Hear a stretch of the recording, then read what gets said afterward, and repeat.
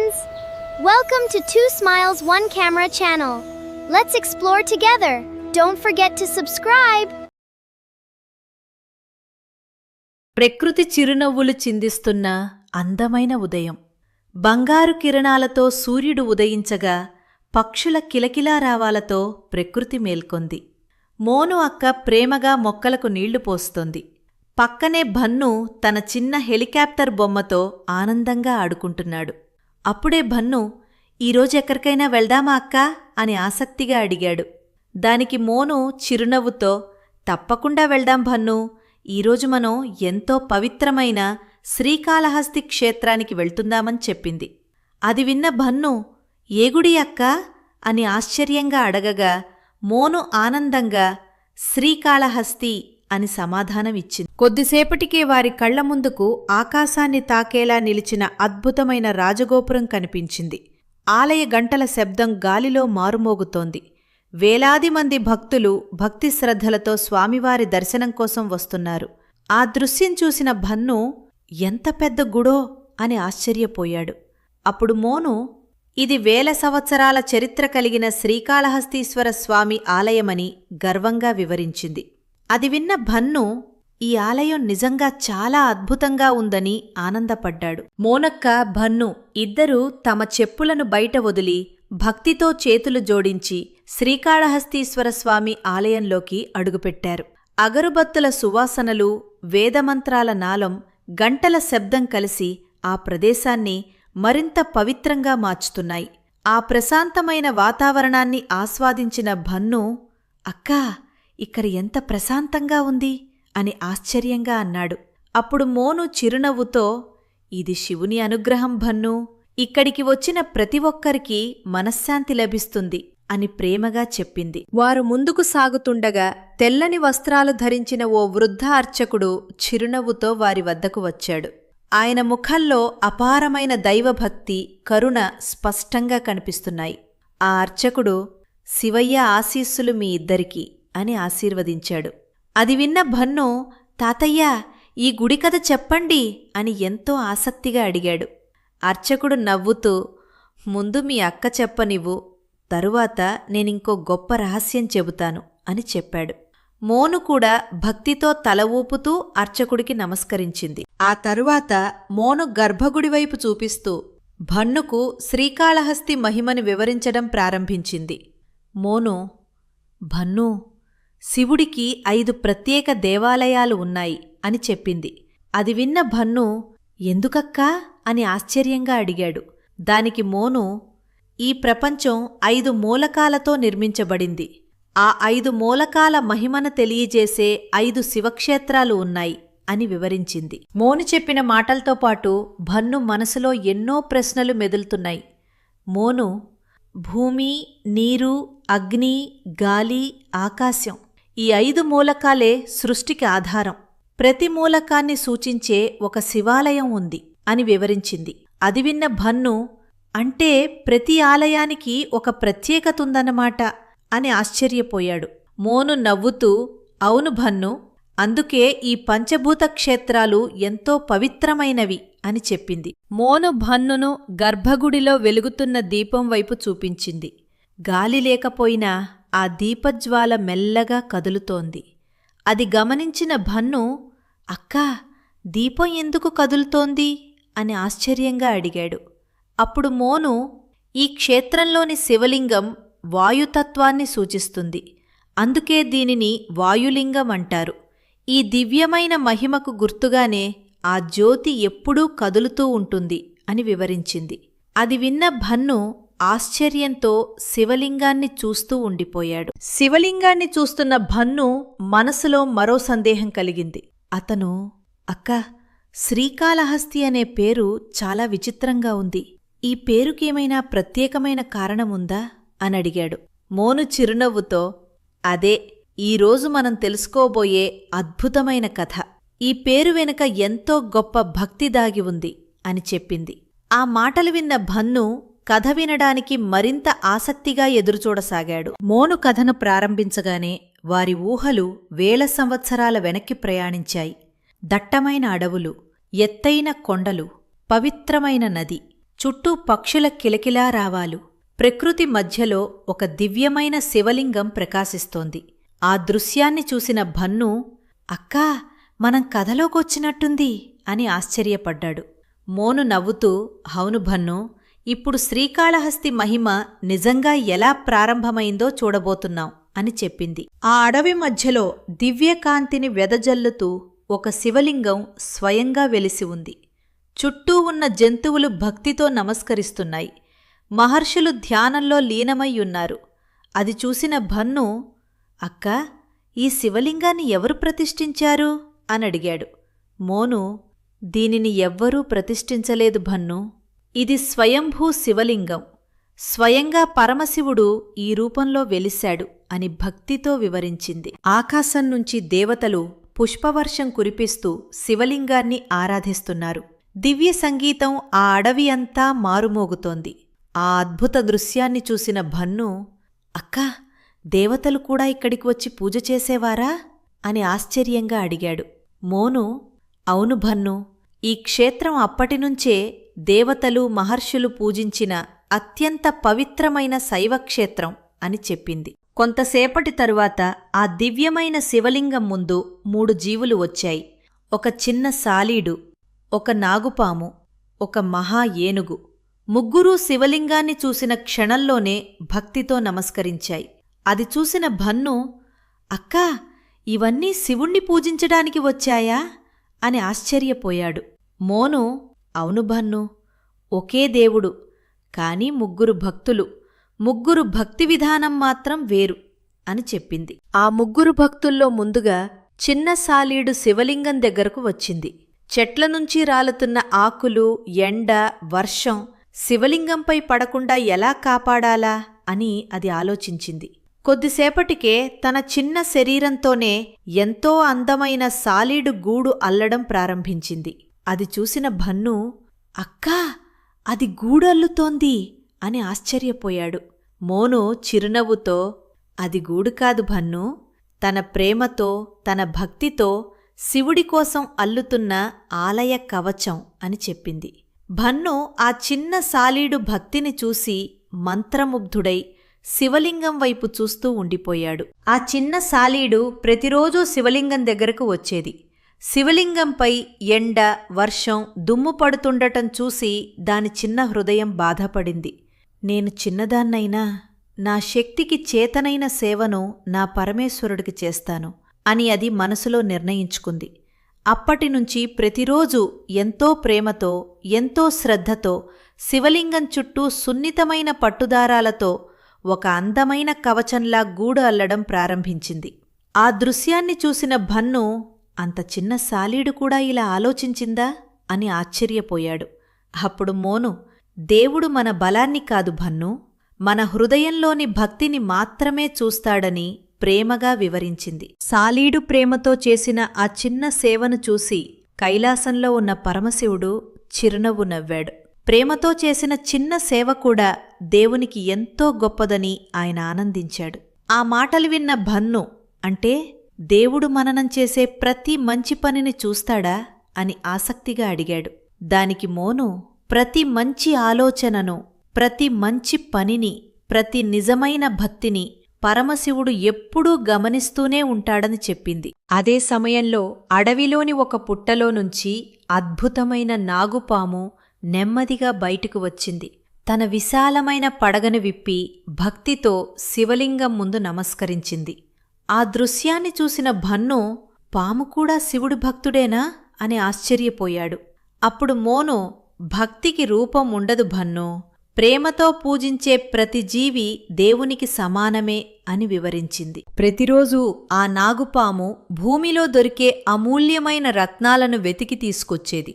తన నోటితో ఎంతో జాగ్రత్తగా ఆ రత్నాలను తీసుకుని వచ్చి శివలింగంపై సమర్పించేది. ఈ ప్రపంచంలో విలువైనది ఏదైనా ఉంటే అది నా పరమేశ్వరుడికే చెందాలి అని ఆ నాగభక్తుడు భావించేవాడు. ఆ అందమైన రత్నాలను చూసిన భన్నూ ఆశ్చర్యపోయాడు. అప్పుడు మోను, అవి కేవలం రత్నాలు కావు భన్నూ, తన అపారమైన ప్రేమకు గుర్తులని చెప్పింది. ప్రతిరోజూ సాలీడు తన ప్రేమతో శివలింగానికి రక్షణ కవచాన్ని అల్లేది. అదే సమయంలో నాగుపాము విలువైన రత్నాలతో శివుణ్ణి అలంకరించేది. ఇద్దరి సేవ వేరు, ఇద్దరి విధానం వేరు, కాని ఇద్దరి హృదయంలోనూ ఉన్న భక్తి మాత్రం ఒక్కటే. దేవుడు కూడా ఆ ఇద్దరి ప్రేమను సమానంగా స్వీకరిస్తూ ఆనందంగా చూస్తున్నాడు. కొన్ని రోజుల తరువాత అడవంతా మారుమోగే అడుగుల శబ్దం వినిపించింది. మహాబలశాలి అయిన ఒక తెల్లని ఏనుగు గంభీరంగా నడుచుకుంటూ శివలింగం దగ్గరకు వచ్చింది. దూరం నుంచే శివుడికి నమస్కరించి భక్తితో తలను వంచింది. ఆ మహాకాయాన్ని చూసిన భన్ను ఆశ్చర్యంతో, ఎంత పెద్ద ఏనుగు అని ఆనందపడ్డాడు. ప్రతిరోజూ ఆ ఏనుగు పవిత్రమైన స్వర్ణముఖి నది దగ్గరకు వెళ్లి తన తొండల్లో స్వచ్ఛమైన నీటిని నింపుకొని వచ్చేది. ఆ నీటితో శివలింగానికి ఎంతో భక్తితో అభిషేకం చేసేది. తర్వాత అందమైన తామరపూలను సమర్పిస్తూ తన పూజను ముగించేది. ఆ దృశ్యాన్ని చూసిన మోను ఇదే తన ప్రేమను సేవరూపంలో వ్యక్తం చేస్తున్న విధమని భన్నుకు వివరించింది. ప్రతిరోజూ ఏనుగు చేసే అభిషేకం వల్ల దానికి తెలియకుండానే సాలీడల్లిన గూడు నీటితో కొట్టుకుపోయేది. అలాగే నాగుపాము సమర్పించిన విలువైన రత్నాలు కూడా పక్కకు తొలగిపోయేవి. ఏనుగుకు మాత్రం ఈ విషయం ఏమాత్రం తెలియదు. తాను చేస్తున్నది శివసేవ మాత్రమేనని అది అమాయకంగా భావించింది. మరుసటి రోజు వచ్చిన శాలీడు తను ఎంతో ప్రేమతో అల్లిన గూడు కనిపించకపోవటంతో తీవ్రంగా బాధపడింది. నా సేవని ఎవరో ప్రతిరోజూ నాశనం చేస్తున్నారు అని అది మనసులో ఎంతో విచారించింది. అది చూసిన భన్ను నిజం తెలియకపోవటం వల్లే అదిలా బాధపడుతోందని అనుకున్నాడు. మోను కూడా అదే నిజమని అంగీకరించింది. కొద్దిసేపటికే నాగుపాము కూడా అక్కడికి వచ్చింది. తను సమర్పించిన అమూల్యమైన రత్నాలు కనిపించకపోవటంతో అది కోపంతో తన పడగను విప్పింది. నా భక్తిని ఎవరు అవమానిస్తున్నారు అని అది మనసులో ఆవేదన చెందింది. కాని అసలు కారణం మాత్రం దానికి తెలియలేదు. అదే సమయంలో ఏనుగు ఎప్పటిలాగే ఆనందంగా నది నుంచి పవిత్రమైన నీటిని తీసుకొచ్చింది. శివలింగానికి అభిషేకం చేసి పూలతో అలంకరించి భక్తితో నమస్కరించింది. తన వల్ల సాలీడు గూడు నాగుని రత్నాలు తొలగిపోతున్నాయని దానికసలు తెలీదు. ఆ దృశ్యాన్ని చూసిన భన్ను, అంటే అది ఎలాంటి తప్పు చేయలేదన్నమాట అని అన్నాడు. అప్పుడు మోను, అవును, అది కూడా నిజమైన భక్తితోనే సేవ చేస్తోందని వివరించింది. ఒకవైపు సాలీడు తన భక్తితో శివుణ్ణి సేవిస్తోంది. మరోవైపు నాగుపాము తన ప్రేమను రత్నాల రూపంలో సమర్పిస్తోంది. ఇంకోవైపు ఏనుగు పవిత్రమైన అభిషేకంతో శివారాధన చేస్తోంది. ముగ్గురు హృదయాల్లోనూ పరమశివుడిపైనే అపారమైన ప్రేమ ఉంది. కాని ఒకరి భక్తిని మరొకరు అర్థం చేసుకోలేకపోయారు. కైలాసం నుంచి పరమశివుడు మాత్రం ముగ్గురినీ సమానమైన ప్రేమతో చూస్తూ చిరునవ్వు నవ్వుతున్నాడు. ఈ కథ వింటున్న భన్ను, వాళ్లు ఒకరితో ఒకరు మాట్లాడుకుని ఉంటే ఈ అపార్థం వచ్చేది కాదు కదా అని అమాయకంగా అన్నాడు. అప్పుడు మోను, అదే ఈ కథలోని మొదటి గొప్ప పాఠం. భన్ను, ఇతరుల మంచితనాన్ని తెలుసుకోకుండా వారిని తప్పుగా అర్థం చేసుకోకూడదని ప్రేమగా వివరించింది. కైలాసంలో నుంచి పరమశివుడు ముగ్గురు భక్తులను నిశ్శబ్దంగా గమనిస్తున్నాడు. వారి ప్రేమను ప్రపంచానికి తెలియజేయడానికి ఒక దివ్యమైన పరీక్ష సమయం ఆసన్నమైందని ఆయన నిర్ణయించాడు. ఎవరి భక్తి గొప్పది అనేది కాదు, ఎవరి హృదయం ఎంత నిర్మలమైనదో లోకానికి తెలియజేయాలనే సంకల్పంతో ఆయన చిరునవ్వు నవ్వాడు. ఒకరోజు తెల్లవారుజామున ముగ్గురు భక్తులు ఒకేసారి శివలింగం వద్దకు చేరుకున్నారు. ఏనుగు అభిషేకానికి సిద్ధమైంది. నాగుపాము శివలింగం పక్కనే నిశ్శబ్దంగా వేచి ఉంది. సాలీడు కూడా తన గూడు మధ్యలో నుంచి అన్నింటినీ గమనిస్తోంది. అడవి మొత్తం ఒక్కసారిగా నిశ్శబ్దమైంది. ఆ రోజు జరగబోయే సంఘటన శ్రీకాళహస్తి క్షేత్ర చరిత్రను శాశ్వతంగా మార్చబోతోందని ఎవరికీ తెలియదు. ఆ దృశ్యాన్ని చూసిన భన్ను తరువాత ఏమి జరిగిందో తెలుసుకోవాలనే ఆసక్తితో మోను వైపు చూశాడు. మోను చిరునవ్వుతో, ఇప్పుడు కథలోని అత్యంత ముఖ్యమైన ఘట్టం ప్రారంభం కాబోతోందని చెప్పింది. ఆ రోజు తెల్లవారుజామున అడవంతా మంచు ముసుగుతో నిశ్శబ్దంగా కనిపించింది. దివ్యకాంతిని వెదజల్లుతున్న స్వయంభూ శివలింగం ముందు ముగ్గురు భక్తులు ఒకేసారి చేరుకున్నారు. సాలీడు తన ప్రేమతో అల్లిన గూడు మధ్యలో నిశ్శబ్దంగా వేచి ఉంది. నాగుపాము భక్తితో శివలింగాన్ని చుట్టుముట్టి నమస్కరిస్తోంది. అదే సమయంలో ఏనుగు పవిత్రమైన నీటితో అభిషేకం చేయడానికి అక్కడికి చేరుకుంది. ఆ దృశ్యాన్ని చూసిన భన్ను ఇప్పుడు ముగ్గురూ కలిసి శివుడిని పూజ చేస్తారేమో అని ఆశగా అనుకున్నాడు. అప్పుడు మోను, అలా జరిగి ఉంటే ఎంత బాగుండేదో భన్నూ. కాని ఆ రోజు విధి వేరేలా నిర్ణయించిందని నెమ్మదిగా చెప్పింది. ఎప్పటిలాగే ఏనుగు తన తొండల్లో తీసుకొచ్చిన పవిత్ర జలంతో శివలింగానికి భక్తిపూర్వకంగా అభిషేకం చేయడం ప్రారంభించింది. అయితే ఆ జలధారతో సాలీడు ఎంతో ప్రేమగా అల్లిన గూడు క్షణాల్లోనే కొట్టుకుపోయింది. నాగుపాము సమర్పించిన అమూల్యమైన రత్నాలు కూడా జారిజారి నేలపై పడిపోయాయి. ఇవన్నీ జరుగుతున్నా ఏనుగుకు మాత్రం ఏమాత్రం తెలియదు. తన హృదయంలో ఒక్కటే భావన, పరమశివునికి సేవ చెయ్యాలనే పవిత్ర సంకల్పం. ఆ దృశ్యం చూసిన భన్ను, అయ్యో, వాళ్లందరి సేవ వృధా అయిపోయిందని బాధపడ్డాడు. అప్పుడు మోను ఏనుగుకు ఇందులో ఎలాంటి దురుద్దేశం లేదని, అది కూడా నిజమైన భక్తితోనే అభిషేకం చేస్తోందని వివరించింది. తాను ఎంతో కష్టపడి అల్లిన గూడు క్షణాల్లో నాశనం కావడం చూసి సాలీడు తీవ్రంగా బాధపడింది. తాను సమర్పించిన రత్నాలు నేలపై పడిపోవడం చూసిన నాగుపాము కోపంతో తన పడగను విప్పింది. అయితే ఏనుగు మాత్రం తన పూజను ప్రశాంతంగా కొనసాగిస్తోంది. తన వల్ల ఈ పరిస్థితి ఏర్పడిందని దానికసలు తెలీదు.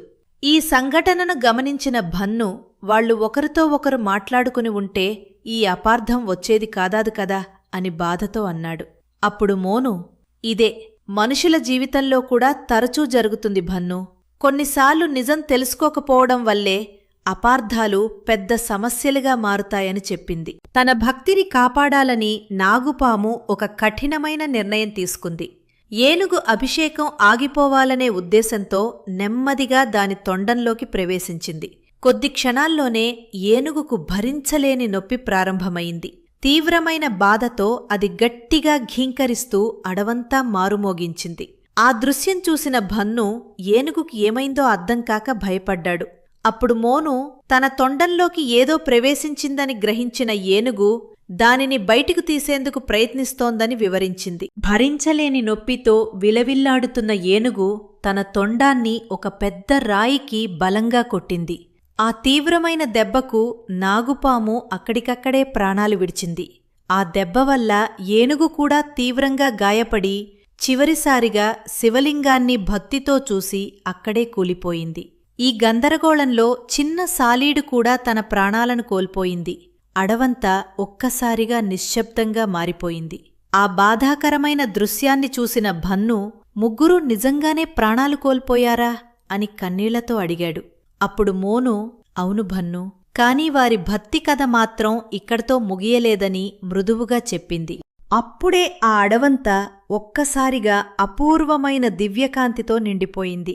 ఆకాశం నుంచి దేవతలు పుష్పవర్షం కురిపించటం ప్రారంభించారు. నంది ముందు నిలబడి ఉండగా పార్వతీదేవితో కలిసి పరమశివుడు దివ్యరూపంలో ప్రత్యక్షమయ్యాడు. ముగ్గురు భక్తుల ఆత్మలు దివ్యకాంతితో ప్రకాశిస్తూ ఆయన ముందు నిలిచాయి. పరమశివుడు వారిని ప్రేమగా చూస్తూ, నా ప్రియమైన భక్తులారా, మీ ముగ్గురి భక్తి నాకు సమానంగా ప్రియమైనది. మీరు చేసిన ప్రతి సేవ ప్రేమతో నిండినది. మీ భక్తి నన్ను ఎంతో ఆనందింపచేసింది అని ఆశీర్వదించాడు. ఆ దృశ్యాన్ని చూసిన భన్ను, శివయ్య కోపపడకుండాడా వారిని ఆశీర్వదించాడా అని ఆశ్చర్యపోయాడు. అప్పుడు మోను, ప్రేమతో చేసిన నిజమైన సేవను పరమశివుడు ఎప్పుడూ శిక్షించడు భన్ను, ఆయన భక్తిని మాత్రమే చూస్తాడని భక్తితో చెప్పింది. పరమశివుడు తన దివ్యహస్తాన్ని పైకెత్తి ముగ్గురు మహాభక్తులను ఆశీర్వదించాడు. బంగారు కాంతి వారిని చుట్టుముట్టింది. వారి ఆత్మలు ఆనందంతో కైలాసం వైపు ప్రయాణించాయి. అప్పుడే ఆకాశంలో బంగారు అక్షరాలతో శ్రీ కాల హస్తి అనే దివ్యనామం ప్రకాశించింది. కాలక్రమేణా ఆ పవిత్రమైన అడవి భక్తులందరికీ మోక్షాన్ని ప్రసాదించే మహాక్షేత్రమైన శ్రీకాళహస్తిగా వెలుగొందింది. సాలీడు అయిన శ్రీ, నాగభక్తుడు అయిన కాల, ఏనుగు అయిన హస్తి, ఈ ముగ్గురు మహాభక్తుల అమరభక్తికి గుర్తుగా పరమశివుడు ఈ క్షేత్రానికి శ్రీకాళహస్తి అనే పవిత్ర నామాన్ని ప్రసాదించాడు. ఈ మహిమను విన్న భన్ను అందుకే ఈ ఆలయానికి శ్రీకాళహస్తి అనే పేరు వచ్చిందా అని ఆనందంగా అడిగాడు. అప్పుడు మోను చిరునవ్వుతో, అవును భన్ను, దేవుడు ఎవరు పెద్దవారు ఎవరు చిన్నవారు అని చూడడు, ప్రేమతో నిండిన నిజమైన భక్తి ఉన్న హృదయాన్నే చూస్తాడని చెప్పింది. ఆ మాటలతో శ్రీకాళహస్తి మహిమ భన్ను హృదయంలో శాశ్వతంగా నిలిచిపోయింది. వెనుక నెమ్మదిగా ఓం నమః శివాయ అనే పవిత్ర నామస్మరణ మారుమోగుతుండగా ఆ దివ్యకథ భక్తుల హృదయాల్లో చిరస్థాయిగా నిలిచిపోయింది. కాలం గడిచింది. శ్రీకాళహస్తి మహాభక్తుల కథ ప్రపంచమంతా వ్యాపించింది.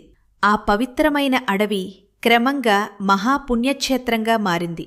స్వర్ణముఖి నది ఒడ్డున భక్తులు దర్శనానికి రావడం ప్రారంభించారు. అదే సమయంలో ఒక అమాయక గిరిజన యువకుడు విల్లు బాణాలు చేతబట్టి ఆ అడవిలోకి అడుగుపెట్టాడు. అతని పేరు కన్నప్ప. ఆ యువకుణ్ణి చూసిన భన్ను, ఇతను పూజారి కాదు కదా అని ఆశ్చర్యంగా అడిగాడు. అప్పుడు మోను చిరునవ్వుతో, కాదు భన్ను, ఇతను సాధారణ వేటగాడే, కాని ఇతని భక్తి యుగయుగాలపాటు ప్రపంచాన్ని ఆశ్చర్యపరిచేంత గొప్పదిగా నిలిచిపోయిందని చెప్పింది. మొదటిసారి శివలింగాన్ని చూసిన క్షణంలోనే కన్నప్ప హృదయం భక్తితో నిండిపోయింది. వేదాలు అతనికి తెలియవు, ఆగమశాస్త్రాలు తెలియవు, పూజా విధానాలు తెలియవు, కాని తనకు తెలిసింది ఒక్కటే, శివయ్యను తన ప్రాణం కంటే ఎక్కువగా ప్రేమించటం. వేటలో దొరికిన ఆహారాన్ని, అడవిలో వికసించిన పూలను, తన నోటిలో తీసుకొచ్చిన పవిత్రమైన నీటిని పరమేశ్వరునికి సమర్పిస్తూ తన ప్రేమను వ్యక్తం చేశాడు. ఆ దృశ్యాన్ని చూసిన భన్ను, అక్కా, నోటిలో నీళ్లు తీసుకొచ్చి అభిషేకం చేస్తున్నాడే అని ఆశ్చర్యపోయాడు. అప్పుడు మోను, అతని దగ్గర పాత్ర లేదు భన్ను, కాని తన దగ్గర ఉన్న ప్రతిదాన్నీ శివయ్యకే సమర్పించాలని భావించిన పవిత్రమైన హృదయం ఉందని ప్రేమగా వివరించింది. మరుసటి ఉదయం ఆలయ పూజారి నిత్యపూజ కోసం వచ్చాడు. శివలింగం ముందు మాంసం, అడవి పూలు, అభిషేకం చేసిన ఆనవాళ్లు కనిపించటంతో ఆయన ఆశ్చర్యపోయాడు. అవన్నీ తొలగించి శాస్త్రోక్తంగా పూజ నిర్వహించాడు. అయితే ప్రతిరోజూ ఇదే పరిస్థితి కనిపించటంతో ఇలా పూజ చేస్తున్నది ఎవరో స్వయంగా చూడాలని నిర్ణయించుకున్నాడు. ఈ విషయం విన్న భన్ను, పూజారి కోపపడ్డాడా అని అడిగాడు. మోను, అవును భన్ను, పూజారికి ఆ పూజ అర్థం కాలేదు, కాని కన్నప్ప హృదయంలోని నిజమైన భక్తి మాత్రం శివయ్యకు పూర్తిగా తెలుసని చెప్పింది. కన్నప్ప భక్తిని ప్రపంచానికి తెలియజేయాలని పరమశివుడు సంకల్పించాడు. మరుసటి రోజు పూజారి ఒక స్తంభం వెనుక దాక్కొని అన్నింటినీ గమనిస్తున్నాడు. ఆనందంగా శివయ్యను దర్శించుకోవడానికి వచ్చిన కన్నప్ప ఒక్కసారిగా ఆశ్చర్యపోయాడు. శివలింగంలోని ఒక కన్ను నుండి రక్తం కారడం ప్రారంభమైంది. ఆ దృశ్యాన్ని చూసిన పూజారి భయంతో వణికిపోయాడు. అది చూసిన భన్ను, అక్కా, శివయ్యకి ఏమైంది అని ఆందోళన చెందాడు. అప్పుడు మోను, అది శివయ్యకు వచ్చిన గాయం కాదు భన్ను, తన ప్రియభక్తుడి ప్రేమను ప్రపంచానికి చూపించడానికి పరమశివుడు ఏర్పాటు చేసిన దివ్యమైన పరీక్ష అని చెప్పింది. శివయ్య బాధను చూసిన కన్నప్ప ఒక్క క్షణం కూడా ఆలస్యం చేయలేదు. తన స్వంత కన్నును తీసి శివలింగం కన్ను స్థానంలో భక్తితో సమర్పించాడు. వెంటనే రక్తస్రావం ఆగిపోయింది. కాని కొద్ది క్షణాలకే రెండో కన్ను నుంచి కూడా రక్తం కారడం ప్రారంభమైంది. అప్పుడు తనకు చూపు లేకపోయినా శివయ్యకు సరైన స్థానం తప్పకూడదని భావించి తన కాలిని శివలింగంపై గుర్తుగా ఉంచాడు.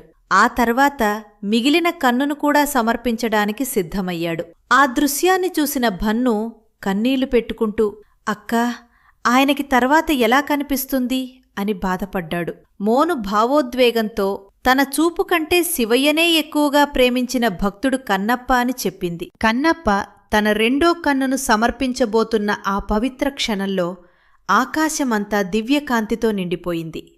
పార్వతీదేవితో కలిసి పరమశివుడు ప్రత్యక్షమై ప్రేమగా కన్నప్ప చేతిని పట్టుకున్నాడు. ఆ దివ్యరూపాన్ని చూసిన పూజారి భక్తితో నేలపై సాష్టాంగ నమస్కారం చేశాడు. పరమశివుడు ప్రేమతో, కన్నప్ప, నీవు నా ప్రియమైన భక్తుడివి. నీ భక్తి యుగయుగాలపాటు ప్రపంచానికి ఆదర్శంగా నిలుస్తుంది. నీకు మోక్షాన్ని ప్రసాదిస్తున్నాను అని ఆశీర్వదించాడు. ఆ దృశ్యాన్ని చూసిన భన్ను శివయ్య ఆయన కన్నులను తిరిగి ఇచ్చాడా అని ఆనందంగా అడిగాడు. మోను చిరునవ్వుతో, అవును భన్ను, కన్నులను మాత్రమే కాదు, తన హృదయంలో శాశ్వత స్థానం కూడా ప్రసాదించాడని చెప్పింది. కాలం మారినా శ్రీకాళహస్తి మహిమ ఏమాత్రం తగ్గలేదు. ఇది పంచభూత క్షేత్రాలలో వాయుతత్వాన్ని సూచించే మహాపవిత్ర క్షేత్రంగా ప్రపంచవ్యాప్తంగా ప్రసిద్ధి చెందింది. గర్భగుడిలో వెలిగే దీపజ్యోతి ఇప్పటికీ వాయుమహిమకు నిదర్శనంగా మెల్లగా కదులుతూనే ఉంటుంది. రాహు కేతు దోషనివారణ పూజల కోసం ప్రపంచ నలుమూలల నుంచి భక్తులు ఇక్కడికి వస్తుంటారు. మహాశివరాత్రి సందర్భంగా లక్షలాది మంది భక్తులు స్వామివారి దర్శనం చేసుకుని తమ జీవితాలను ధన్యంగా భావిస్తారు. ఈ మహిమను విన్న భన్ను, అక్కా, మనం కూడా మళ్ళీ ఇక్కడికి వస్తామా అని ఆశగా అడిగాడు. అప్పుడు మోను, తప్పకుండా భన్ను, భక్తితో పిలిచే ప్రతి హృదయానికి శివయ్య ఎప్పుడూ దగ్గరగానే ఉంటాడని ప్రేమగా చెప్పింది. Like and subscribe the channel. Thank you. Goodbye!